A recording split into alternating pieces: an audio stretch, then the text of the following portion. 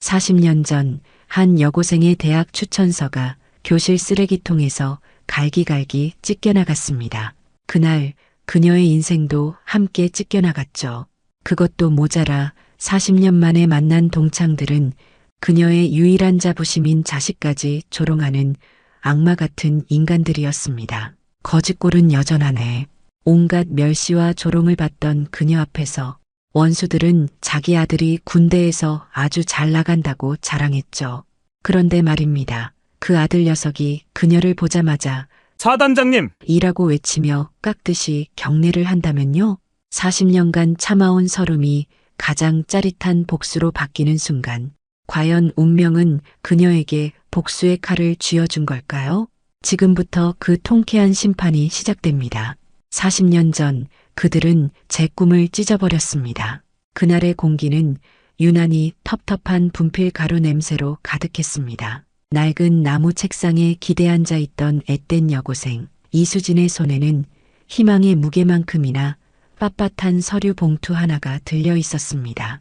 가난했지만 단 한 번도 전교 1등을 놓치지 않았던 그녀가 마침내 손에 넣은 서울 명문대 교사 추천서 봉투를 열어보지도 못하고 그저 가슴에 품고 있던 것만으로도 세상 모든 것을 가진 듯 행복했습니다. 하지만 그 행복은 그리 길지 않았습니다. 잠시 자리를 비웠다 돌아온 교실, 자신의 책상 위에 있어야 할 하얀 봉투는 감쪽같이 사라져버렸습니다. 심장이 철렁 내려앉는다는 느낌이 무엇인지 수지는 그날 처음 알았습니다. 온 교실을 미친 듯이 뒤지던 그녀의 눈에 들어온 것은 교실 뒤편 구석에 놓인 낡은 쓰레기통이었습니다. 그리고 그 안에서 수진의 꿈은 갈기갈기 찢긴 채 버려져 있었습니다. 누군가의 지독한 악의와 질투가 담긴 손길에 의해 마치 복수라도 하듯 잘게 조각나 있었습니다.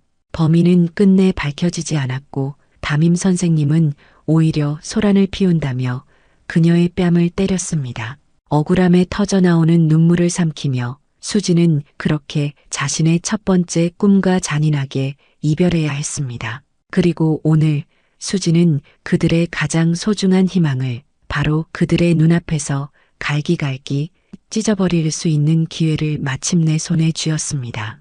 약속 시간이 다가오자 수지는 드레스룸 거울 앞에 섰습니다. 한쪽에는 각이 잡힌 짙은 녹색의 육군 소장 정복이 위풍당당하게 걸려 있었습니다. 어깨 위에서 금빛으로 빛나는 두 개의 별은 그녀가 걸어온 40년의 치열한 세월을 증명하고 있었죠.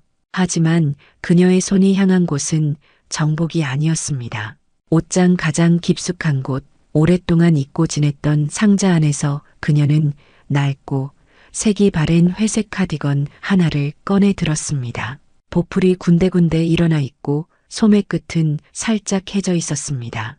이것은 단순한 옷이 아니었습니다. 오늘 밤 그녀가 입고 싸워야 할 갑옷이자 적들의 위선을 벗겨낼 가장 날카로운 칼이었습니다. 일부러 화장기 하나 없는 맨 얼굴에 이 낡은 카디건을 걸치며 수지는 거울 속 자신에게 나지막이 속삭였습니다.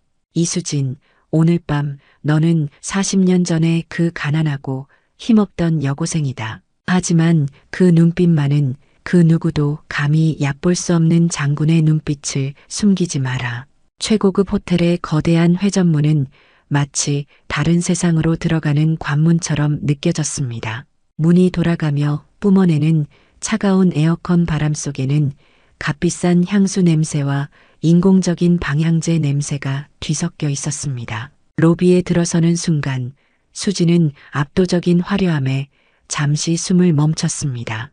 천장에서는 거대한 크리스탈 샹들리에가 오만한 빛을 흩뿌리고 있었고 발밑에 푹신한 카펫은 그녀의 낡은 구두 소리를 미안할 정도로 집어삼켰습니다. 연회장 입구에서부터 화려하게 차려입은 동창들의 모습이 눈에 들어왔습니다. 남자들은 번쩍이는 명품 시계를 차고 있었고 여자들의 목과 손가락에서는 다이아몬드가 조명을 받아 눈부시게 빛나고 있었습니다.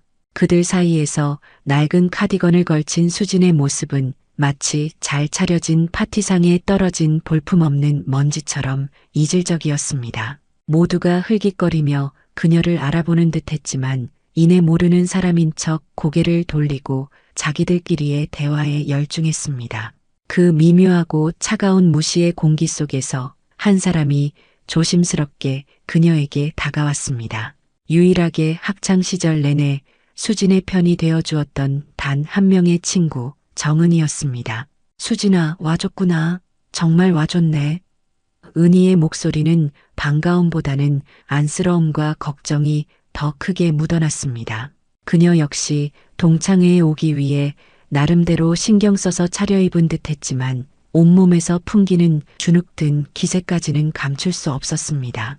은희의 눈동자는 불안하게 흔들리며 주변의 눈치를 살피고 있었습니다. 수지는 그런 은희의 마른 손을 따뜻하게 잡아주며 속으로 생각했습니다. 은희야, 너는 여전히 이렇게 착하고 여리구나. 괜찮아. 오늘 내가 너의 몫까지 전부 갚아줄 테니. 바로 그때였습니다. 또각, 또각, 대리석 바닥을 긁는 날카로운 하이힐 소리와 함께 한 여자가 다가왔습니다. 머리부터 발끝까지 완벽하게 계산된 명품으로 치장한 이 호텔의 지배인 오해란이었습니다. 그녀의 붉은 입술은 비웃음을 머금고 있었고 짙은 눈화장은 상대를 꿰뚫어 보는 듯 차갑게 빛났습니다.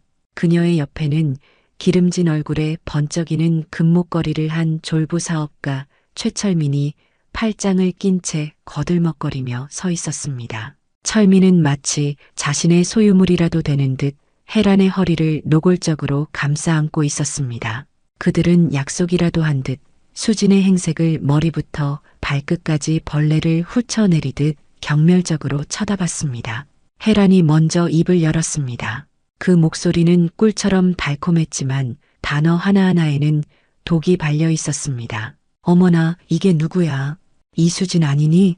40년이 지났는데 그 거지 같은 꼴은 예나 지금이나 하나도 변한 게 없구나. 그렇지 않니, 철민 씨? 그 말에 철민은 기다렸다는 듯이 기름진 웃음을 흘리며 맞장구를 쳤습니다. 그러게 말이야. 사람은 쉽게 변하는 게 아니라고 하잖아. 역시 배운 게 없으니 나이를 먹어도 저 모양 저 꼴인 거지. 두 사람이 서로를 바라보며 음험한 눈빛을 교환하는 그 짧은 순간 수진의 머릿속에서는 모든 것이 명확해졌습니다. 40년 전 자신의 추천서를 찢어버린 범인이 바로 저들이라는 것을, 저 비열한 눈빛, 상대를 짓밟고도 일말의 죄책감조차 느끼지 못하는 저 오만함. 그것은 40년이라는 세월도 지우지 못한 추악한 범죄의 증거였습니다. 수진의 심장이 얼음장처럼 차갑게 식어가는 것을 느꼈습니다. 하지만 그녀의 표정에는 어떤 변화도 없었습니다. 지금은 분노를 드러낼 때가 아니었습니다. 수진은 애써 태어난 척 은희의 손을 이끌고 연회장 가장 구석에 있는 텅 빈 자리로 향했습니다. 막 의자를 빼서 앉으려던 바로 그 순간 혜란의 날카로운 목소리가 등 뒤에서 칼날처럼 날아와 박혔습니다. 어머, 이수진 씨, 미안해서 어쩌나. 거긴 좀 이따 늦게 올 귀한 동창들 앉으라고 우리가 특별히 예약해둔 자리인데 너희 같은 사람들은 저쪽으로 가야지. 혜란의 길고 붉은 손톱이 가리킨 곳은 음식을 나르는 웨이터들이 쉴 새 없이 드나드는 시끄러운 주방 입구 바로 옆자리였습니다. 그곳에서는 설거지하는 그릇들이 부딪히는 요란한 소리가 쉴 새 없이 들려왔고 음식물 쓰레기통에서 나는 시큼하고 역한 냄새까지 희미하게 바람을 타고 넘어왔습니다. 40년 만에 열린 동창회에서 한때 전교 1등을 놓치지 않았던 우등생 친구에게 그들이 내어준 자리는 바로 그곳이었습니다. 주변의 모든 동창들이 그 광경을 마치 재미있는 연극이라도 보듯 즐기고 있었습니다. 몇몇은 노골적으로 키득거렸고 또 몇몇은 불쌍하다는 듯한 위선적인 표정으로 혀를 찼습니다. 그 모든 시선이 가시가 되어 수진의 온몸을 찔러댔습니다. 수진은 잠시 그 자리에 서서 혜란의 눈을 똑바로 마주 보았습니다. 그리고는 아무 말 없이 묵묵히 그녀가 가리킨 주방 옆자리로 걸어갔습니다. 한 걸음 한 걸음 옮길 때마다 40년 전의 그날처럼 억울함과 분노가 목구멍까지 차올랐습니다. 하지만 수지는 그 모든 감정을 차곡차곡 가슴속 가장 깊은 곳에 쌓아두었습니다. 지금 이 순간의 모든 모욕과 모든 수치심을 그녀는 훗날의 복수를 위한 연료로 사용하기 위해 잊지 않고 새겨두었습니다. 끓어오르는 분노를 삼키고 또 삼키며 그녀는 마침내 그 초라한 자리에 앉았습니다. 등은 조금도 굽히지 않은 채 꼿꼿하게 편 모습이었습니다. 해란과 철민이 앉은 중앙의 가장 큰 원형 테이블은 마치 그들만의 작은 왕국과도 같았습니다. 값비싼 와인이 쉴 새 없이 채워졌고 주변에 둘러앉은 동창들은 두 사람의 비위를 맞추기 위해 억지 웃음을 지어 보이느라 여념이 없었습니다. 철민이 내뱉는 천박한 농담에도 마치 세상에서 가장 재미있는 이야기라도 들은 것처럼 과장되게 웃어젖혔고 해란이 손가락에 낀 커다란 다이아몬드 반지를 자랑할 때면 약속이라도 한 듯 감탄사를 쏟아냈습니다. 그에 비해 수진과 은희가 앉은 주방 옆자리는 그야말로 혼돈 그 자체였습니다. 등 뒤에서는 주문 밀렸어요. 빨리빨리 하는 주방장의 고함 소리가 쉴 새 없이 들려왔고 음식을 나르는 종업원들이 바쁘게 오가며 몇 번이나 의자를 툭툭 치고 지나갔습니다. 공기 중에는 고급스러운 음식 냄새 대신 뜨거운 기름 냄새와 설거지 세제 냄새가 뒤섞여 머리를 아프게 했습니다. 은희는 완전히 기가 죽어 고개조차 제대로 들지 못했습니다. 수지는 그런 친구의 어깨를 가만히 다독여주면서도 자신의 모든 신경은 저쪽 비열한 웃음소리가 가득한 왕국을 향해 있었습니다. 술이 몇 잔 들어가자 철민의 목소리는 더욱 크고 거칠어졌습니다. 그는 와인잔을 아무렇게나 흔들다가 문득 주방 입구 쪽에 앉아있는 수진을 발견하고는 음흉한 미소를 지었습니다. 그는 주변 사람들의 시선을 끌기 위해 일부러 더 큰 소리로 외쳤습니다. 야, 근데 너희들 그거 기억나는 사람 있으려나 모르겠네.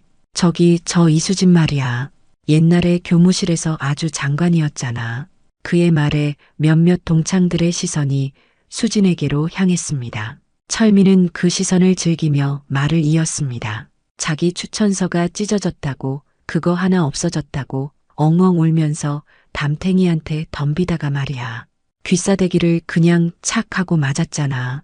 그때 걔 얼굴이 진짜 볼만했는데 콧물 눈물 다 쏟으면서 바닥에 주저앉는데 어찌나 불쌍하고 웃기던지. 철민이 박장대소하자 테이블에 앉아있던 무리들도 따라 웃기 시작했습니다. 바로 그때 우아하게 와인을 마시던 해란이 입을 열었습니다. 그녀는 마치 비밀을 공유하는 듯한 교태 섞인 목소리로 말했습니다. 어머, 철민 씨, 그걸 아직도 기억하네. 사실 그 추천서 내가 훔쳐서 당신 보는 앞에서 박박 찢어버린 거잖아. 기억 안 나? 그 순간 연회장의 모든 소음이 거짓말처럼 수진의 귀에서 사라졌습니다. 세상이 느리게 움직이는 것 같았습니다. 오직 해란의 목소리만이 악마의 속삭임처럼 뇌리에 날아와 박혔습니다. 해란은 자신의 악행을 자랑스럽게 전시했습니다. 그때 이수진 걔 표정이 어땠는지 알아? 자기가 전교 1등이니까 서울에 있는 좋은 대학은 당연히 자기 차지라고 생각하는 그 오만한 표정.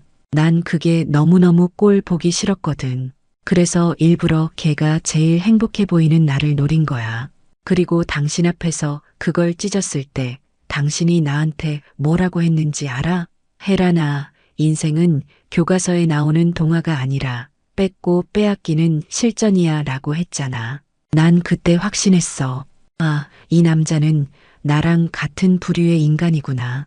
우린 뭘 해도 성공할 파트너가 될 수 있겠구나 하고 해란과 철민은 자기들끼리 눈을 맞추며 더러운 공범자의 웃음을 터뜨렸습니다.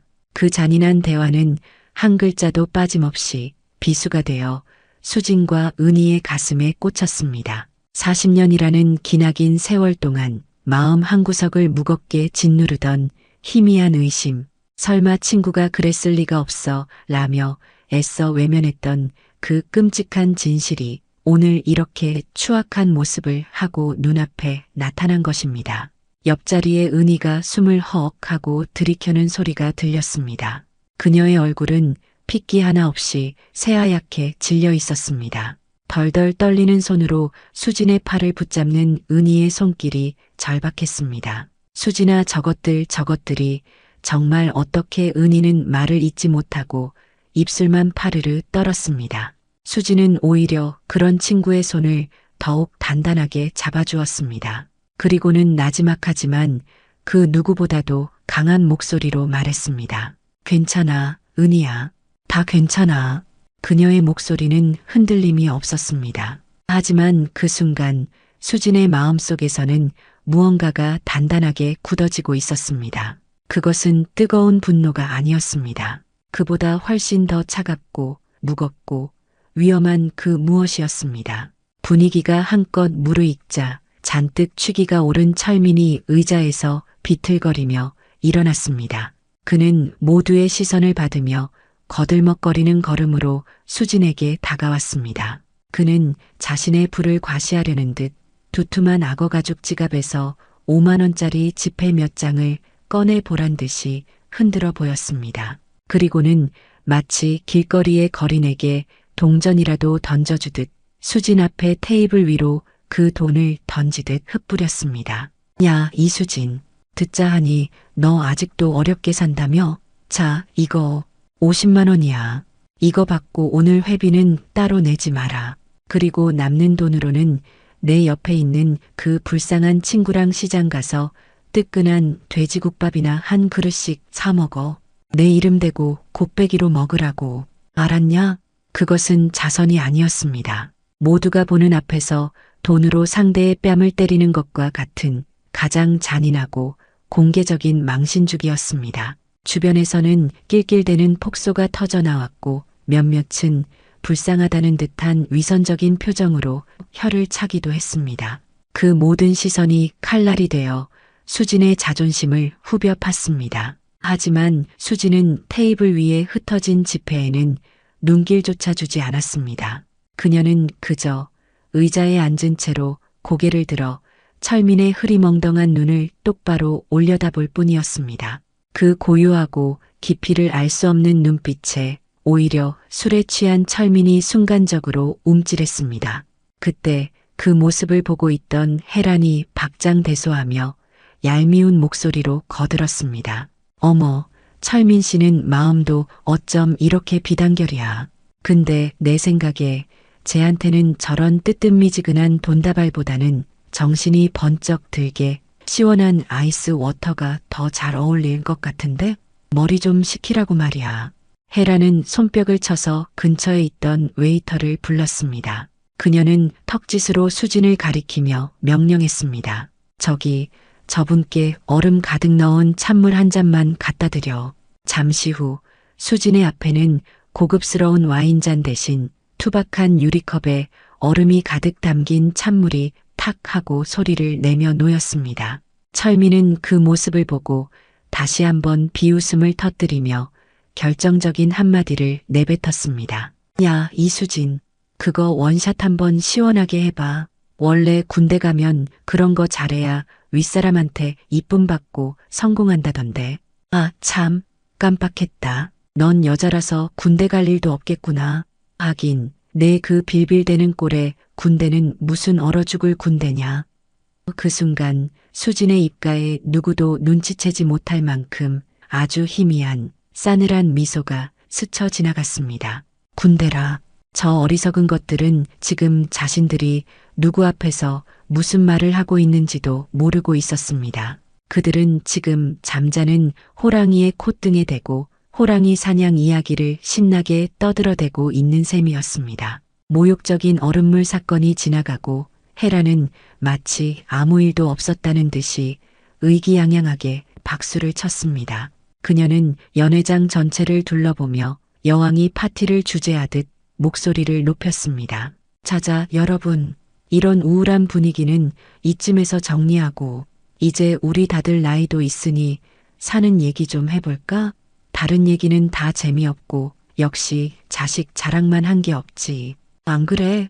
혜란이 노골적으로 판을 깔자 중앙 테이블에 앉아있던 동창들은 기다렸다는 듯이 하나둘씩 입을 열기 시작했습니다. 그것은 자랑을 빙자한 그들만의 잔인한 서열 확인 싸움이었습니다. 한 남자가 헛기침을 하며 말했습니다. 우리 큰아들이 이번에 사법고시, 아니 이제 변호사 시험인가. 아무튼 그거 합격해서 서초동에 작은 사무실 하나 차렸잖나. 별거 아니야. 그의 말은 별거 아니다 였지만 입은 귀에 걸려 있었습니다. 그러자 다른 여자가 질 수 없다는 듯이 말을 받았습니다. 어머, 변호사는 무슨, 우리 딸은 이번에 의사사위 받잖아. 강남에 있는 성형외과 원장님인데 다음 달에 장인어른 차 바꾸시라면서 외제 차를 한 대 떡하니. 아이고, 내가 정말. 자랑의 열기는 꼬리에 꼬리를 물고 점점 더 뜨거워졌습니다. 아들이 미국 유명 대학의 교수가 되었다는 사람, 딸이 재벌가 며느리로 들어갔다는 사람, 온갖 화려하고 현실감 없는 이야기들이 난무하며 그들만의 세상은 더욱 견고해졌습니다. 수지는 그저 묵묵히 앉아 그들의 공허한 자랑, 퍼레이드를 지켜볼 뿐이었습니다. 그녀의 머릿속에도 자신의 아들이 떠올랐습니다. 하지만 그들의 자랑과는 결이 다른 조용하고도 깊은 자부심이었습니다. 한참 동안의 요란한 자랑 배틀이 끝나고 분위기는 잠시 소강 상태에 접어들었습니다. 바로 그 순간 모든 사람의 시선이 약속이라도 한 듯이 연회장에서 가장 초라하고 조용한 두 사람, 수진과 은희에게로 향했습니다. 마치 잘 짜인 각본의 다음 순서처럼 말이죠. 역시나 총대를 맨 것은 혜란이었습니다. 그녀는 고개를 돌려 은희를 바라보며 동정심과 경멸이 뒤섞인 기묘한 표정을 지었습니다. 그런데 은희 씨는 아들 얘기는 안 하네. 듣자 하니 아직도 작은 공장에서 힘들게 일한다면서 설마 엄마처럼 평생 그렇게 빌빌대면서 사는 건 아니겠지? 그래도 아들이면 엄마 고생 안 시키고 뭐라도 해야 하는 거 아니야? 혜란의 잔인한 질문은 날카로운 바늘이 되어 은희의 심장을 찔렀습니다. 은희는 안 그래도 작은 몸을 더욱 움츠리며 고개를 푹 숙였습니다. 그녀의 얼굴은 홍당무처럼 새빨개졌고 테이블 아래에 있는 두 손은 어찌할 바를 몰라 꼼지락거리고 있었습니다. 그녀는 기어들어가는 목소리로 겨우 대답했습니다. 그냥 평범한 회사 잘 다니고 있어. 그 힘없는 대답에 철민이 기다렸다는 듯이 코웃음을 쳤습니다. 평범한 회사? 푸아. 그게 어디 이름도 없는 중소기업 다닌다는 소리를 길게도 한다. 야, 됐고. 그리고 마침내 그의 진짜 목표물이었던 수진에게로 도끼 어린 시선을 돌렸습니다. 그는 자리에서 일어나 술기운에 비틀거리는 걸음으로 수진의 바로 앞까지 다가왔습니다. 그의 입에서 풍기는 역한 술 냄새가 수진의 얼굴에 그대로 뿜어져 나왔습니다. 그의 눈은 탐욕과 비웃음으로 번들거렸습니다. 야, 전교 1등. 이수진. 이제 내 차례다. 너는? 내 자식은 너 닮았으면 머리는 좋았겠네. 그래서 지금 어디 뭐 대단한 데라도 다니냐? 응? 그는 일부러 수진의 얼굴에 자신의 얼굴을 가까이 들이밀며 비아냥거렸습니다. 아니면 지 엄마처럼 꿈만 드립다 크다가 결국 아무것도 못 되고 시시하게 살고 있나? 내 추천서가 찢어졌을 때처럼 내 아들 인생도 어디선가 찢어져 버린 거 아니야?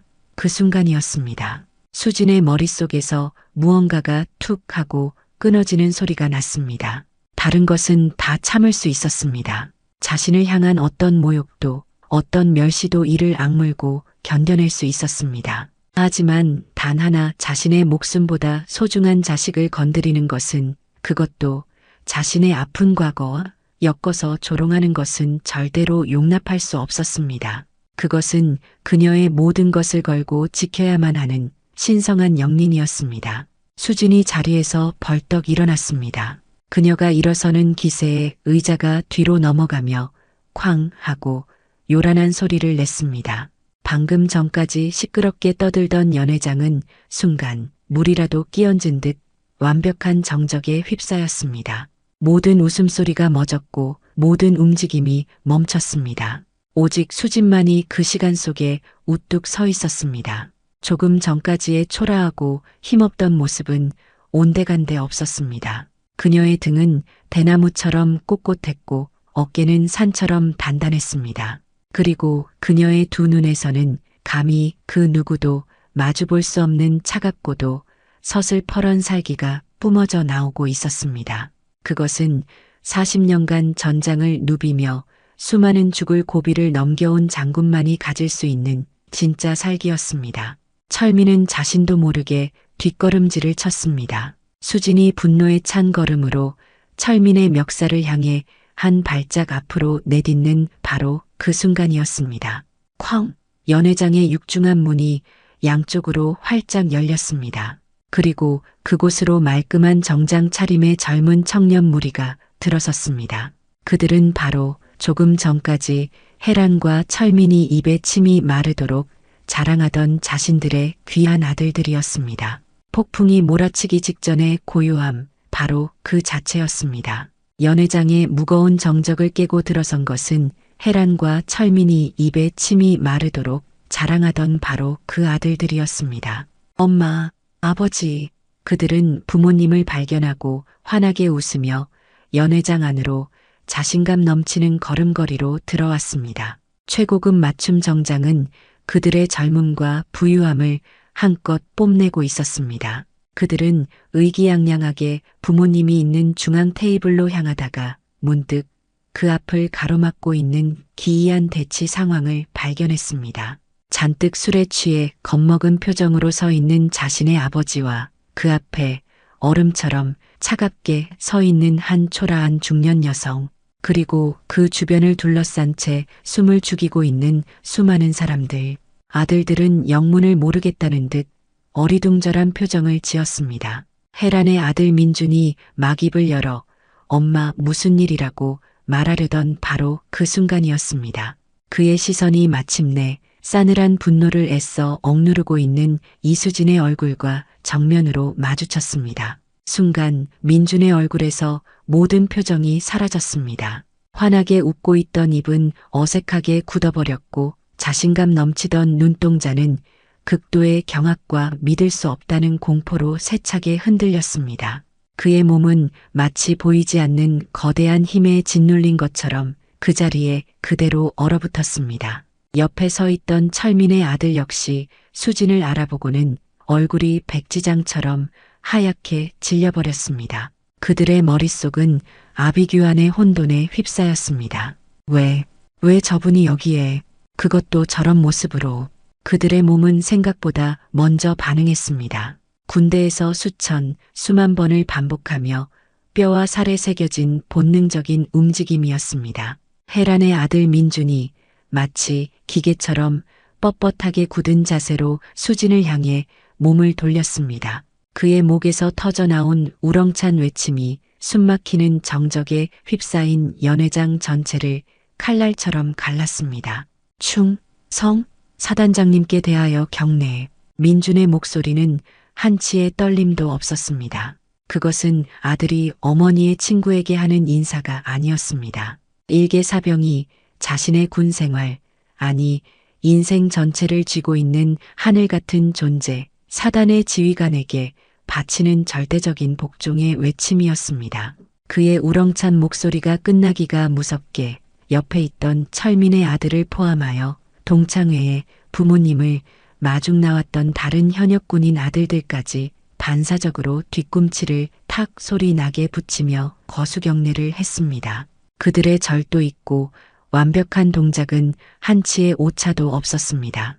연회장 안에는 숨막히는 정적이 다시 흘렀습니다. 동창들은 눈앞에 벌어진 광경을 도저히 이해할 수 없다는 표정으로 초라한 회색 카디건 차림의 수진과 그런 그녀를 향해 늠름하게 경례를 붙이고 있는 젊은 군인들을 번갈아 쳐다볼 뿐이었습니다. 시간마저 멈춰버린 듯한 그 공간 속에서 해란의 날카로운 비명이 정적을 깨뜨렸습니다.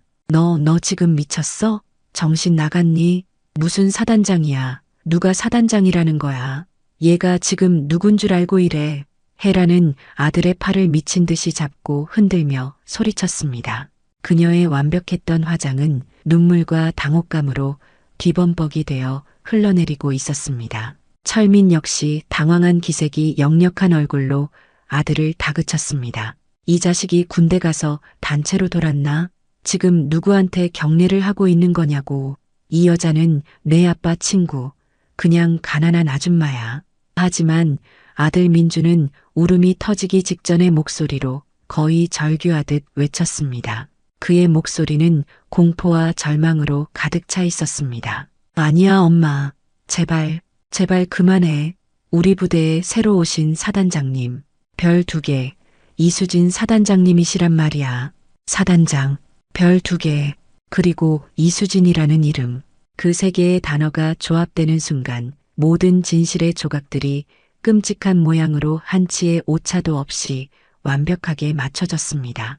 혜란과 철민의 머릿속을 하얗게 만들었던 그 이름. 40년 전 자신들이 직접 그 미래를 짓밟아 버렸던 그 이름. 혜란과 철민의 얼굴이 순식간에 잿빛으로 변해버렸습니다. 입술은 파랗게 질렸고 다리는 힘이 풀려 후들후들 떨려왔습니다. 40년이라는 기나긴 세월 동안 자신들이 벌레처럼 무시하고 마음껏 짓밟아도 된다고 생각했던 바로 그 친구가 이제는 사랑하는 자기 아들의 군 생활 전체를, 아니 그 이후의 인생까지도 소나기에 쥐고 흔들 수 있는 막강한 권력자 사단장이라는 사실을, 그것도 40년 전 자신들이 저지른 그 추악하고 끔찍한 범죄의 모든 것을 똑똑히 기억하고 있을지도 모르는 원수라는 사실을 깨닫게 된 것입니다. 그들의 오만했던 세상이 발밑부터 와르르 무너져 내리는 소리가 들리는 듯 했습니다. 혜란과 철민의 얼굴이 잿빛으로 무너져 내리는 것을 수지는 얼음처럼 차가운 눈으로 똑똑히 지켜보았습니다. 40년 동안 단 한순간도 잊어본 적 없는 그들의 오만한 얼굴 위로 이제야 비로소 공포와 절망이라는 감정이 떠오르고 있었습니다. 수지는 천천히 입을 열었습니다. 그녀의 목소리는 나지막하고 조용했지만 그 어떤 고함보다도 더 큰 힘과 권위를 가지고 연회장 전체를 지배했습니다. 한 단어, 한 단어, 그녀는 그들의 심장에 비수를 꽂듯 말을 이어갔습니다. 그래, 맞아. 내가 바로 너희 아들들이 매일 아침 저녁으로 머리를 조아려야 하는 그 부대의 사단장이다. 수진의 입가에 옅고도 차가운 미소가 번졌습니다. 그것은 승자의 미소이자 심판의 미소였습니다. 그녀는 한 걸음 앞으로 다가가 이제는 공포에 질려 말조차 잃어버린 두 사람의 귓가에 마지막 확인 사살을 속삭였습니다. 40년 전 너희가 내 추천서를 그렇게 재미삼아 갈기갈기 찢어버렸더구나. 덕분에 내 인생 계획이 조금 틀어지긴 했지. 그런데 참 세상 일이라는 게 이렇게 공교롭게 됐어. 앞으로는 너희의 그 귀하고 소중한 아들들의 군 생활 기록부를, 그리고 어쩌면 그 아이들의 남은 인생 전체를 내가 직접 쓰게 될 것 같거든. 그 말은 사형 선고나 다름없었습니다. 혜란과 철민의 눈동자가 갈 곳을 잃고 미친 듯이 흔들렸습니다. 수지는 더 이상 그들에게 단 한마디의 말도 단 한 번의 눈길도 줄 가치가 없다는 듯 싸늘하게 돌아섰습니다. 그녀의 시선은 이제 아직도 눈앞의 광경을 도저히 믿을 수 없다는 표정으로 완전히 넋이 나가 있는 친구 은희에게로 향했습니다. 방금 전까지 세상을 지배하던 장군의 차가운 눈빛은 온데간데 없이 사라지고 그 자리에는 오직 친구를 향한 따뜻하고 다정한 연민만이 가득했습니다. 수지는 은희의 어깨를 부드럽게 감싸 안았습니다. 은희야, 가자. 이런 더럽고 추악한 곳에 우리가 단 1분 1초라도 더 있을 필요 없어. 수지는 거의 실신 직전인 은희를 부축하여 당당하고 꼿꼿한 걸음으로 연회장을 가로질러 나갔습니다. 그녀가 걸어가는 길 위로 동창들은 마치 홍해가 갈라지듯 길을 터주었습니다. 그들의 얼굴에는 경악과 두려움, 그리고 알 수 없는 경외심이 뒤섞여 있었습니다. 수진과 은희의 모습이 연회장 문 밖으로 완전히 사라지고 나서야 멈춰있던 세상이 다시 움직이기 시작했습니다. 누군가의 낮은 탄식, 누군가의 겁에 질린 속삭임, 그리고 마침내 터져나온 해란의 처절한 비명소리가 뒤섞이며 화려했던 연회장은 순식간에 아수라장이 되었습니다. 그날 밤 수진의 집, 그녀는 따뜻한 물로 샤워를 마치고 편안한 옷으로 갈아입은 뒤 향이 좋은 국화차를 한 잔 마시고 있었습니다. 밖에서는 요란한 천둥 번개가 치고 있었지만 그녀의 마음은 40년 만에 처음으로 폭풍이 지나간 뒤에 고요함을 되찾은 듯 평온했습니다. 바로 그때였습니다. 거실 테이블 위에 놓아둔 휴대폰이 미친 듯이 울리기 시작했습니다. 화면에는 오해란이라는 이름이 떠 있었습니다. 수지는 그저 차갑게 화면을 내려다볼 뿐 받지 않았습니다. 전화는 끊어질 줄을 몰랐습니다. 오해란의 이름이 사라지자 곧바로 최철민의 이름이 화면을 가득 채웠습니다. 그 전화 역시 받지 않자 이제는 얼굴도 이름도 가물가물한 다른 동창들의 이름이 쉴 새 없이 찍혀 올라왔습니다. 부재중 전화는 순식간에 수백 통을 넘어섰습니다. 곧이어 애원과 후회가 담긴 문자 메시지가 빗발처럼 쏟아지기 시작했습니다. 수진아, 제발 전화 좀 받아줘. 내가 정말 죽을 죄를 지었다. 한 번만 만나줘. 내 발밑에 무릎 꿇고 평생 빌게. 제발. 우리 아들만은 제발 우리 아들 인생만은 망치지 말아줘. 내가 원하는 건 뭐든지 다 할게. 수지는 그 구차하고 절박한 문자들을 무표정한 얼굴로 하나하나 읽어내려갔습니다. 그리고는 휴대폰을 무음으로 바꾼 뒤 화면이 보이지 않도록 테이블 위에 뒤집어 놓았습니다. 이제부터는 침묵이 그녀의 가장 강력한 무기이자 그들에게는 가장 끔찍한 고문이 될 것이었습니다. 그 밤이 깊어갈 무렵 결국 그들은 수진의 집 앞까지 찾아왔습니다. 하늘에서는 마치 양동이로 물을 퍼붓는 것처럼 억수같이 비가 쏟아지고 있었습니다.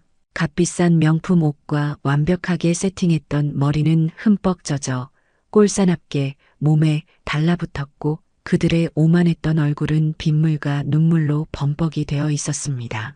해란과 철민은 아파트 입구 차가운 시멘트 바닥에 아무런 망설임도 없이 그대로 무릎을 꿇었습니다. 그리고는 쏟아지는 빗소리에 섞여 온 동네가 떠나가라 처절하게 수진의 이름을 부르며 절규하기 시작했습니다. 수진아, 이수진, 우리가 정말 잘못했다. 우리가 개만도 못한 짓을 했다. 제발 제발 한 번만 나와줘. 우리 아들만은 살려줘. 그들의 처절한 울음소리가 천둥 소리를 뚫고 수진의 창가까지 들려왔습니다. 수진은 자신의 방 창가에 서서 커튼 뒤에서 그 모든 광경을 조용히 아주 조용히 지켜보고 있었습니다.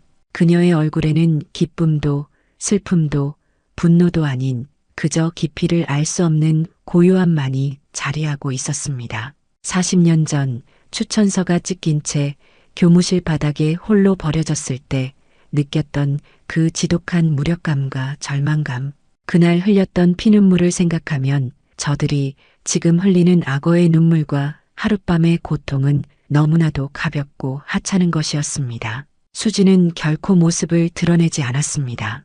그들의 지옥은 이제 막 시작되었을 뿐이었습니다. 정확히 1년이라는 시간이 흘렀습니다. 다시 동창회가 열렸습니다. 장소는 작년과 같은 최고급 호텔의 바로 그 연회장이었지만 공기는 1년 전과 비교할 수 없을 만큼 무겁고 차갑게 가라앉아 있었습니다. 작년 이맘때 이곳을 가득 채웠던 시끄럽고 오만한 웃음소리는 온데간데 없었고 사람들은 서로의 눈치를 보며 낮은 목소리로 억지로 대화를 이어갈 뿐이었습니다. 가장 큰 변화는 연회장의 주인이었던 해란과 철민의 모습이었습니다. 작년까지 이 호텔의 지배인으로 군림하며 모두의 위에 서 있던 해란은 이제 몸에 맞지 않는 낡은 평사원 유니폼을 입고 구석에서 다른 직원들과 함께 묵묵히 시중을 들고 있었습니다. 그녀의 얼굴에서는 과거의 화려함과 도끼는 찾아볼 수 없었고 깊게 팬 주름과 공허한 눈빛만이 남아있을 뿐이었습니다. 모두의 앞에서 수진에게 돈을 던지며 모욕을 주었던 철민의 사업은 얼마 지나지 않아 국세청의 강도 높은 세무조사를 받고 휘청거리기 시작해 이제는 부도 직전이라는 소문이 파다했습니다. 그는 값비싼 양복을 입고 있긴 했지만 헬쑥해진 얼굴과 불안하게 떨리는 손끝은 그의 몰락을 여실히 보여주고 있었습니다. 바로 그때 연회장의 육중한 문이 조용히 열렸습니다. 그리고 그곳으로 수진이 이제는 어엿한 식품 납품업체의 사장님이 된 은희와 함께 나란히 들어섰습니다. 작년의 초라하고 낡은 카디건 차림은 상상조차 할 수 없었습니다. 수진은 군더더기 없이 깔끔하지만 그 자체로 기품이 넘치는 세련된 원피스 정장을 입고 있었습니다. 그녀의 발걸음은 조용했지만 그 안에는 세상을 호령하는 장군의 자신감이 담겨 있었습니다. 더욱 놀라운 것은 은희의 변화였습니다. 늘 주눅 들어 있던 어깨는 활짝 펴져 있었고 어둡던 얼굴에는 성공한 사업가 특유의 밝고 건강한 미소가 걸려 있었습니다. 두 사람이 연회장 안으로 들어서는 순간 그곳에 있던 모든 동창들이 마치 약속이라도 한 듯 자리에서 벌떡 일어났습니다. 그리고는 수진을 향해 허리가 90도로 꺾일 만큼 깊이, 아주 깊이 고개를 숙였습니다. 작년의 멸시와 조롱은 이제 완벽한 복종과 두려움으로 바뀌어 있었습니다. 헤라는 그 모습을 보고 창백해진 얼굴로 달려와 직접 따뜻한 물수건을 쟁반에 받쳐 수진의 앞에 공손히 내밀었습니다. 수진은 아무 말 없이 그 수건을 받아들 뿐이었습니다. 수진은 모두가 서서 자신을 주목하고 있는 그 자리에서 조용히 자신의 옆에 있는 은희를 바라보며 입을 열었습니다. 그녀의 목소리는 연회장 전체에 조용하지만 분명하게 울려 퍼졌습니다. 그 목소리는 작년에 가장 밑바닥에서 모욕당했던 친구의 명예를 모두가 보는 앞에서 완벽하게 회복시켜주는 선언이었습니다.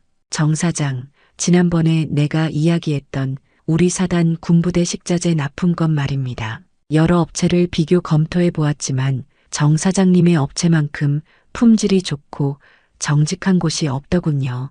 수지는 잠시 말을 멈추고 은희와 눈을 맞추었습니다. 이런 자리에서 말씀드리기는 좀 그렇지만 다음 주에 정식으로 계약을 진행했으면 합니다. 서류는 내일 중으로 제 부관을 통해서 보내도록 지시하겠습니다. 다른 건 신경 쓰지 마시고 지금처럼만 좋은 물건 납품해 주십시오. 제가 보증합니다. 그 말을 듣는 순간 은희의 눈에 뜨겁고 투명한 눈물이 가득 차올랐습니다. 주변에 서 있던 동창들은 부러움과 시기 그리고 경외가 뒤섞인 복잡한 눈빛으로 두 사람을 바라볼 뿐 감히 그 누구도 입을 열지 못했습니다. 그때 혜란이 떨리는 손으로 고급 와인병을 들고 다가왔습니다. 그녀는 어떻게든 수진에게 잘 보여야 한다는 절박함으로 수진의 잔을 채우려고 허리를 숙였습니다. 바로 그 순간 수진이 손을 들어 그녀의 손을 가만히 막았습니다. 아주 가볍고 부드러운 손길이었지만 혜란에게는 마치 거대한 벽에 가로막힌 듯한 절망감을 안겨주었습니다. 수진은 혜란에게는 눈길조차 주지 않은 채 대신 옆에 있는 은희에게 비어있는 자신의 와인잔을 내밀었습니다. 그리고는 세상에서 가장 따뜻한 미소를 지으며 말했습니다. 은희야, 나는 다른 사람이 따라주는 술은 어쩐지 입에 맞지가 않네. 내가 따라주는 술이 마시고 싶다. 우리 이 지긋지긋한 인연이 시작된 지 40년 만에 드디어 제대로 된 축배 한번 들어야지 않겠니? 그 한마디는 혜란에게는 그 어떤 폭언이나 폭력보다도 더 아프고 잔인한 공개적인 망신을 안겨주었습니다. 동시에 은희에게는 40년 동안 잃어버렸던 소중한 자존심과 명예를 완벽하게 되찾아주는 세상에서 가장 우아하고도 통쾌한 복수였습니다.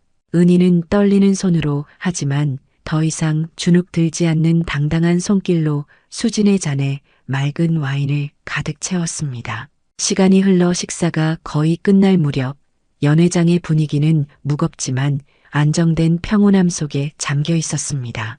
동창들은 더 이상 억지로 대화를 이어가지 않았습니다.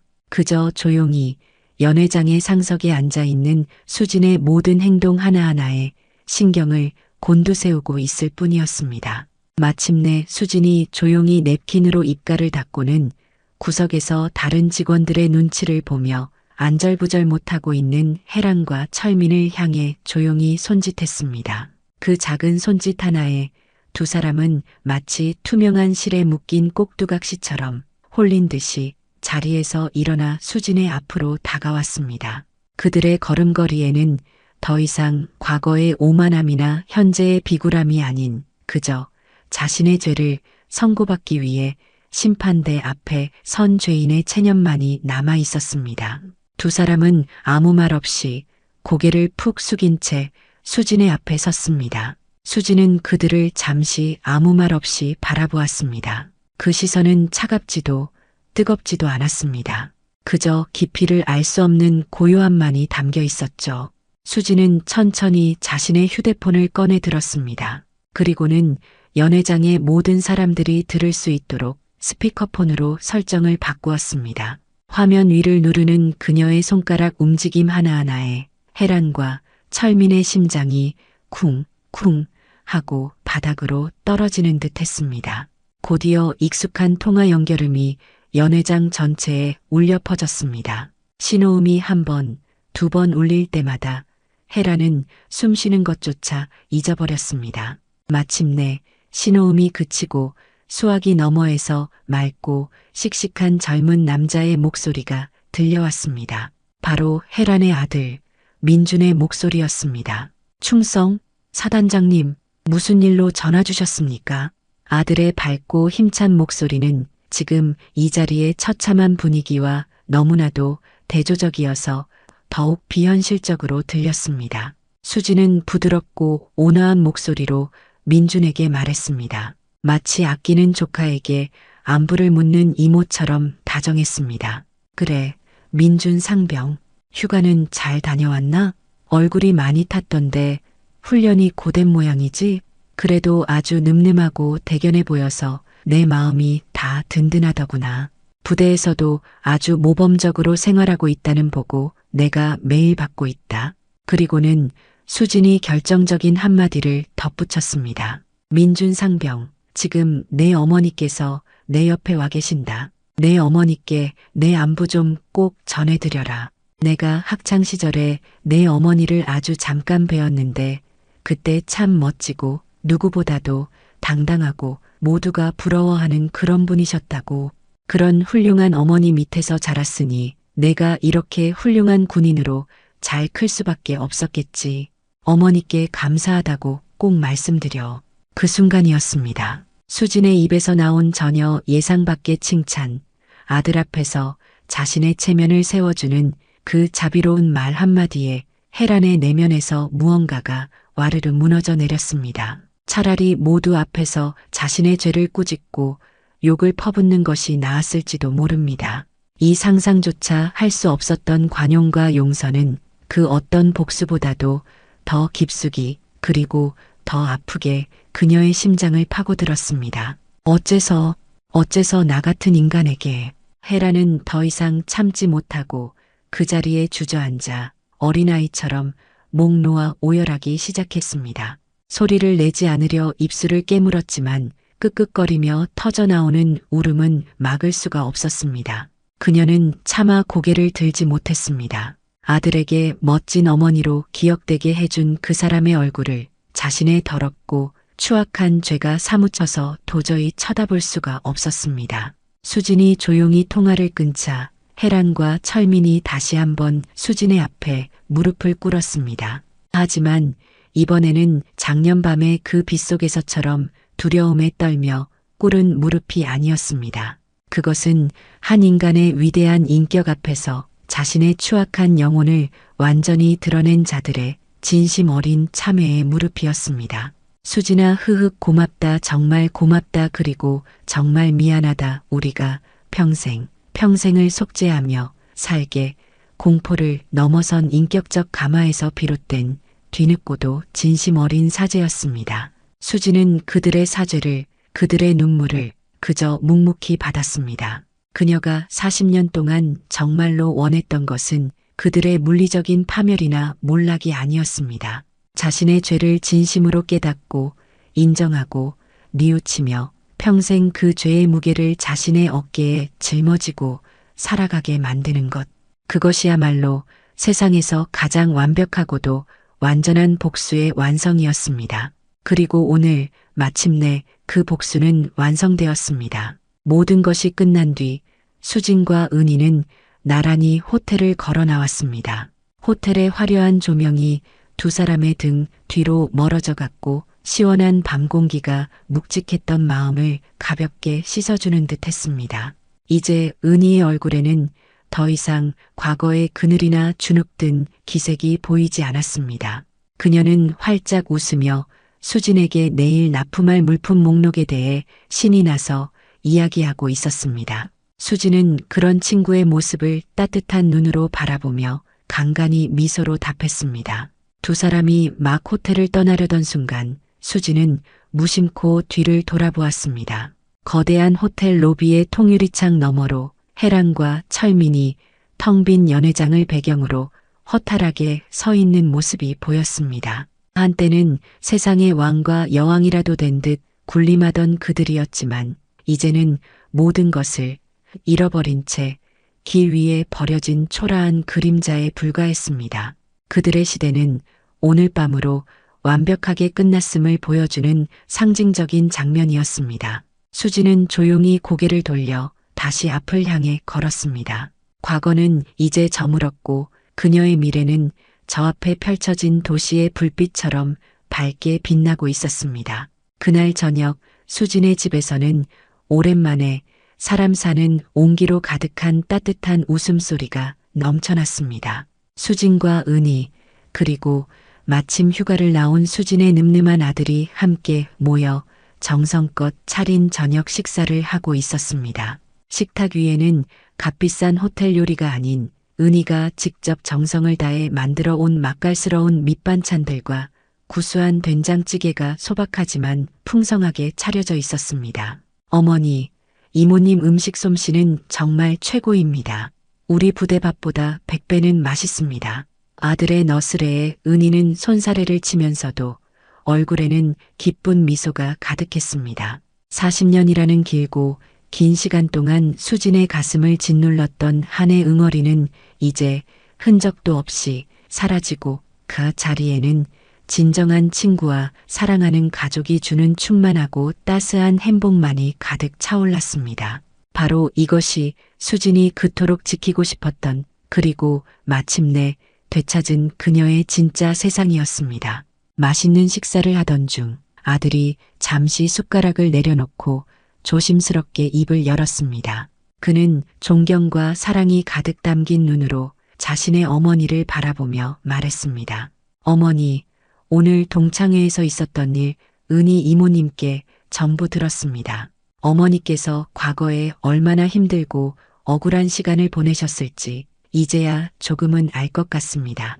어머니는 제 인생의 가장 큰 자랑이고 정말 존경합니다. 아들은 잠시 말을 멈추고는 용기를 내어 말을 이었습니다. 하지만 어머니, 이제는 그분들을 용서해 주시면 안 될까요? 아들의 진심 어린 말에 수지는 잠시 아들의 눈을 가만히 바라보다가 이내 세상에서 가장 평온하고 따뜻한 미소를 지었습니다. 아들아, 엄마는 이미 오래전에 그들을 용서했단다. 진정한 용서는 말이다. 그들이 저지른 죄를 억지로 잊어주거나 그들을 불쌍히 여기는 것이 아니야. 그들보다 내가 그리고 내 곁에 있는 너나 은희 이모처럼 소중한 사람들이 비교할 수 없을 만큼 훨씬 더 행복해지는 것. 그것이 바로 진짜 용서고 가장 완벽한 복수란다. 창밖으로 도시의 아름다운 야경이 보석처럼 펼쳐져 있었습니다. 수지는 따뜻한 찻잔을 감싸 쥔 채 조용히 마지막 내레이션을 했습니다. 누군가의 소중한 꿈을 짓밟아버린 죄는 40년이라는 기나긴 세월도 결코 깨끗하게 지워주지 못합니다. 그 죄의 무게는 평생을 가도 사라지지 않는 낙인처럼 남게 되지요. 하지만 그 아픈 상처를 이겨내고 스스로의 힘으로 일어선 삶은 하늘에 떠 있는 그 어떤 별보다도 더 찬란하고 강하게 빛난다는 것을 저는 제 인생 전부를 통해 증명했습니다. 이제 저는 과거의 원수를 갚는 사람이 아닌 제 곁에 남은 이 소중한 사람들을 지키는 세상에서 가장 강하고 따뜻한 사단장으로 살아갈 것입니다. 그녀의 얼굴 위로 비로소 완전한 평화가 찾아오고 있었습니다.